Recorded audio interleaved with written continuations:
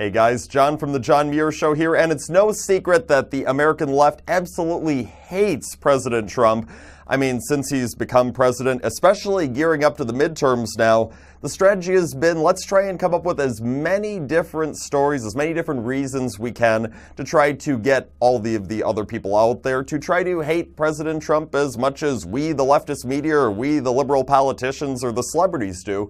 But one thing that has remained constant as all these different reasons in recent months why you should hate Trump has changed is that the leftist media, rightly dubbed the fake news media, will do just that. They will lie in their representations of President Trump to try to get the less informed American to think, oh my goodness, this has got to be the truth. Trump is the devil. What a terrible person. All his supporters, they must be evil too.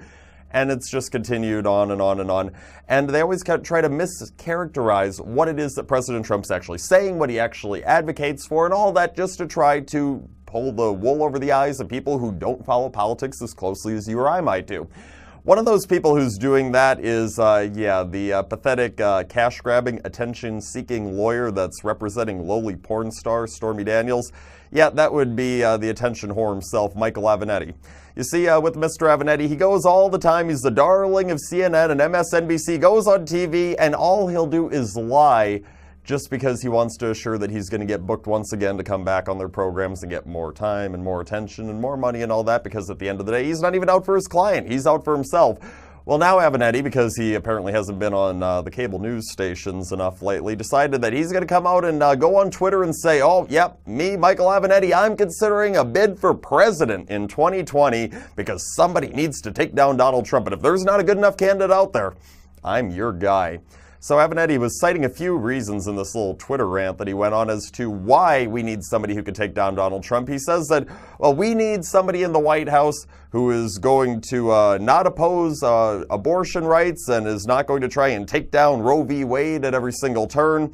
We need somebody who's going to stand up for gay rights, and we also need somebody who is going to offer amnesty to everybody who's in this country illegally. Well, maybe Mr. Avenatti should look at history, even recent history, and it might shed some light for him. You see, President Trump, since becoming president, even though he and us, conservative supporters, might not agree with everything that's currently on the books for the law, we have been advocating for upholding the law. It's been the left that has been trying to completely disregard any of the laws that they don't agree with. And regardless how any of us on the right feel, we understand that, hey, the Supreme Court did rule on a couple of these matters Mr. Avenatti brought up. And at no point in time have you seen President Trump or any of us saying that, oh my goodness, we need to pack the court. We immediately need to get rid of gay marriage rights, and we need to overturn Roe v. Wade as soon as possible. See, as much as somebody like me might not like that gay people can get married or that people can get abortions for no legitimate reason, at the same time, those are the laws on the books, and you know what? We're going to stand by it because it's actually the American left is the one that likes when people legislate from the bench, not us. And the other concern you have, Mr. Avenatti, about this whole give amnesty to everybody thing, you might want to look back to the last presidential election, 2016, and you would realize that immigration was one of the key issues, and the American electorate resoundingly voted for Donald Trump. That would be the candidate who was advocating for actually enforcing our laws and enforcing our borders. We did not vote for the candidate who instead was saying, oh, let everybody come here who wants basically open borders.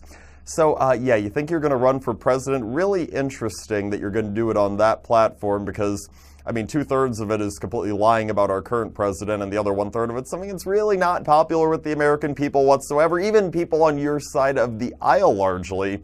So, you know what? The only question that's going to be left if Mr. Avenatti actually does run, probably isn't independent, is he going to be able to get more than the 1% or less than 1% that Jeff Snowflake and John Kasich get? Because there is absolutely no way Michael Avenatti is actually a serious candidate for president of the United States. Please, though, by all means, do run. I would absolutely love to see that joke and that train wreck unfold.